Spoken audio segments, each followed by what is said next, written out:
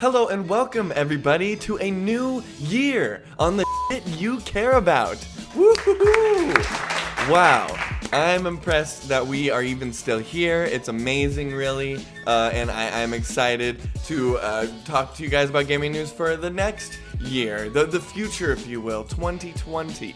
So thank you for watching. I really appreciate it. And without further ado, let's get right into the 5 most disappointing moments of 2019, at least, you know, as far as video games go, so it's not like that serious or whatever. Number 5, Google Stadia's crappy launch. So if you guys have been following my channel or the one I did before this, Digital Therapy, at all, you've probably heard me talk about Google Stadia quite a few times and how much I dislike it. And really, it's just been a pretty rocky going for Google since they've announced this thing. It actually released back in November for $129. That's for just to get the controller and get the Google Chromecast to play Stadia. Right now, you can't actually play the free version until they release it later this year. So to play Google Stadia right now, you have to pay $130 for the Chromecast and the controller, as well as $9.99 a month just so you can play the service. And then on top of that, you have to pay for the games that you're playing on Stadia, which obviously can get pretty pricey when you stack all that stuff up.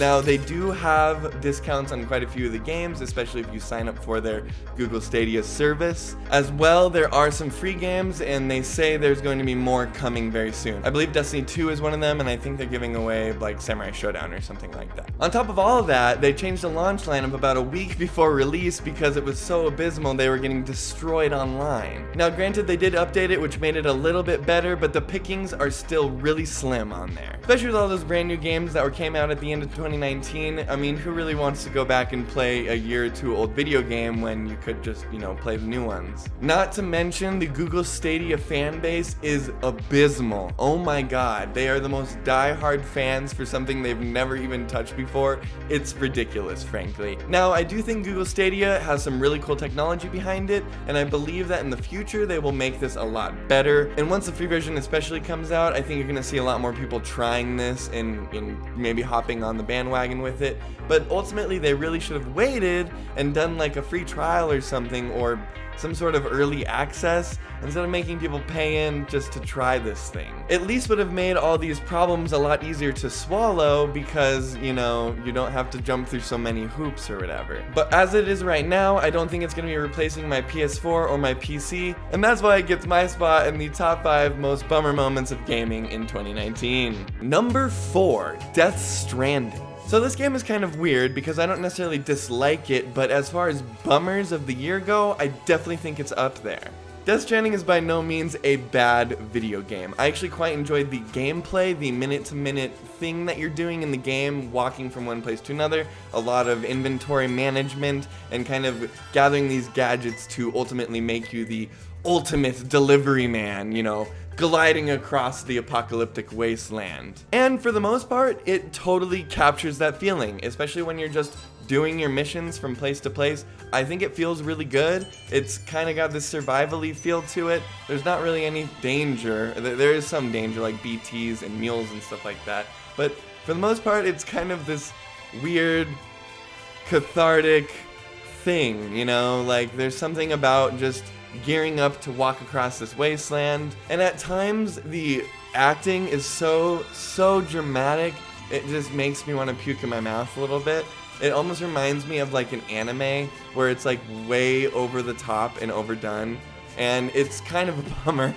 That being said, most of the actors in this game most of the time are doing a fantastic job. Unfortunately, the dialogue is where this game takes a weird left turn into the absurd, where you would normally expect a game from Kojima to be very odd and strange and have some dense lore to get through, but sometimes characters just say the dumbest shit I have ever heard in my entire life. It is amazing that somebody let him do that. Like the whole, I know it's been memed online a buttload, but the whole Princess Peach and Mario thing at the end, it is very real. It's not even like a dream sequence or anything. It's just weird and uncomfortable.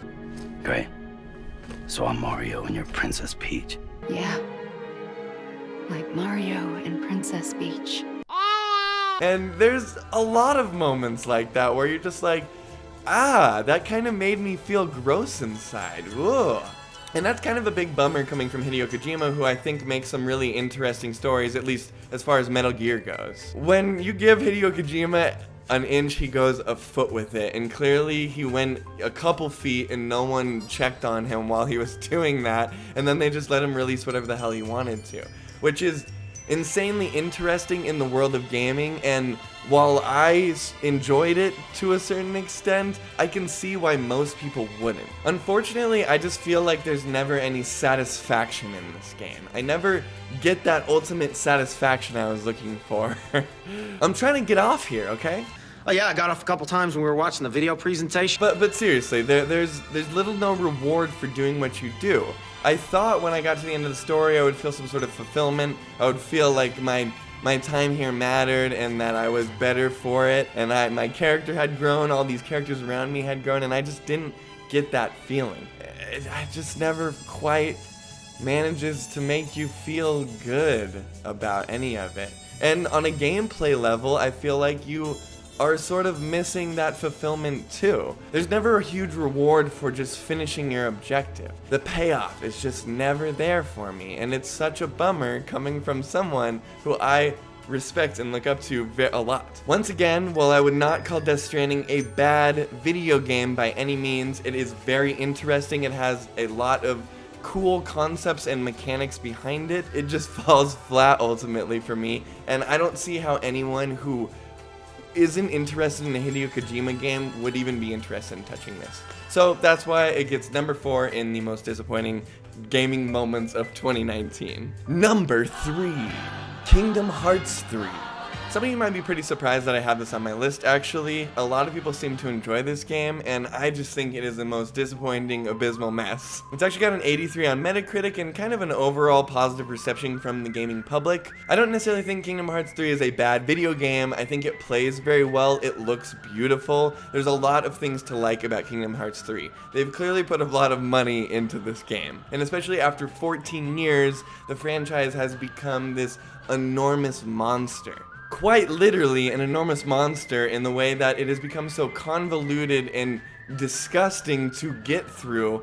I don't see any reason why someone who hasn't played a Kingdom Hearts game should bother at this point. It is nigh impossible to understand the story on any level at all, other than it's a bunch of anime dudes flying around and saving hearts and shit like that. It is completely left its original theme of being a mix between Final Fantasy and Disney to almost entirely become a Disney game with Sora in it. I know they're going to be fixing some of this stuff in the DLC that's coming out this year, but where the hell are the Final Fantasy characters? Where are they? That used to be a pivotal point of Kingdom Hearts, was that there was Final Fantasy characters alongside the Disney characters, and there are none to be found in Kingdom Hearts 3. Quite literally none. I don't think there's a single scene with a character from a Final Fantasy game in it, which leads me to think that there's probably some weird behind-the-scenes stuff going on there. Not to mention it wouldn't matter anyway, even if you wanted to get interested in the story, because it's become so convoluted after 14 games that even if you wanted to understand it, you couldn't possibly get all the facets of it without playing every single game in the series, which I will admit, they are all on these bundles on PS4, so if you want to, you can do that. But it's a huge undertaking, hours and hours and hours of time that you have to get through just so you can understand Kingdom Hearts, which, frankly, I don't even think Square Enix cares that much about at this point. This game really feels like they just had to poop something out to make people happy after all this time between a mainline sequel, and the whole thing just seems insanely unsatisfactory. Coming from someone who's been playing Kingdom Hearts since the very first one that came out, I clearly had high expectations for this game, and you all might be wondering why I sound very tense during this whole thing. And honestly, this one in particular irks me a lot, and that is why it makes number 3 on the most disappointing moments of 2019. Number 2, Fallout 76 subscription service, Fallout First. So once again, if you've been watching the channel at any length of time, you've probably seen me talk about this a couple times now, and man, really Bethesda cannot catch a break the last couple years. It has just been a nightmare after nightmare for them, especially with Fallout 76. So if you don't know, Fallout First is a subscription service that Bethesda wants you to pay $12.99 a month for, or $99.99 for a year, which is preposterous for a game nobody plays. so that you can have private worlds, an unlimited scrap box to hold materials and stuff in, a survival tent, monthly items to spend, ranger armor from Fallout New Vegas, and as well as some icons, emotes, crap like that. Normal subscription sort of stuff here. The problem comes when they're charging a horrendous amount of money to their loyal fan base who's been sticking by them this whole time, which they didn't have to by any means. This game has been getting shat on since the beginning. They repay their community and these people who have been, on board with them since day one by making them pay a lot of money for the private worlds that they have been asking for since the very beginning of the game. A pretty gross move on Bethesda's part, I have to say. Obviously, this seems to be a reaction to the popularity of subscription services this past year or two. Everybody's doing it, so, Fallout 76 obviously is an online video game. It needs one too. Oh my god, guys. I can even understand them having a subscription model for the game, because clearly there's an audience, not a big one, but clearly there's an audience, and I could see people wanting to pay a little bit of money to get something out of them, but charging for private worlds is absurd. More so just because they clearly are doing it because they see Minecraft do it and they get money out of it, so they need to get money out of it too. Or even, like I mentioned earlier, Bethesda really can just not catch a break with this title. It has been one bad news story after another with them. Everything from mold growing in T-51 helmets sold at GameStop to hackers infiltrating your scrap boxes that you're paying money for, which is a whole nother can of worms, by the way. It's just been one bad thing after another for Bethesda. On top of that, they haven't been releasing a lot of other good games this past year, like Wolfenstein Youngblood got a lot of criticism, so on and so forth. Bethesda has sort of fallen from grace, originally having this, highly praised fan base who loved Bethesda, sort of like a Blizzard situation, and then they just totally lost it by doing, a couple of things that were just really shitty, and then it's piled on top of it, and piled on top of it, and piled on top of it, and that's why Fallout 76 is the number 2 on the most disappointing moments in 2019. Number 1, Blizzard bans Blitz Chung.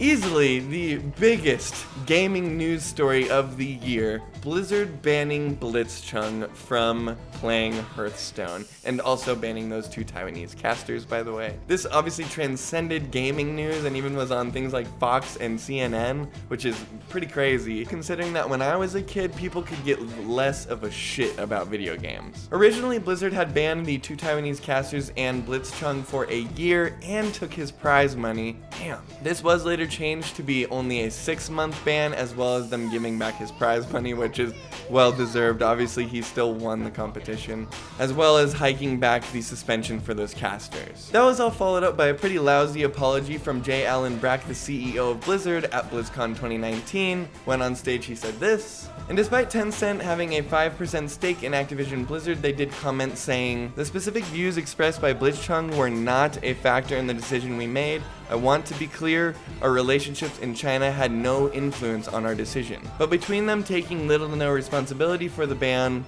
only lessening the original ban to 6 months, and then Blizzard's community relationship sort of being rocky the past couple years, it's not hard to see why fans of the company and their games could conclude that maybe they're not telling the whole truth there. And in my eyes, whether or not they were trying to cover up for their stake in the Chinese market, this is a horrible way to go about dealing with a community incident, and especially coming from someone like Blizzard, who is usually highly praised by their audience. It really just seems out of place and like a sucky move on their part. And ultimately stirring up a giant conversation about Chinese business and everyone else's stake in their market. I really think this takes the cake on being the most egregious story of 2019, if not one of the biggest bummers and falling from grace we have probably seen in game.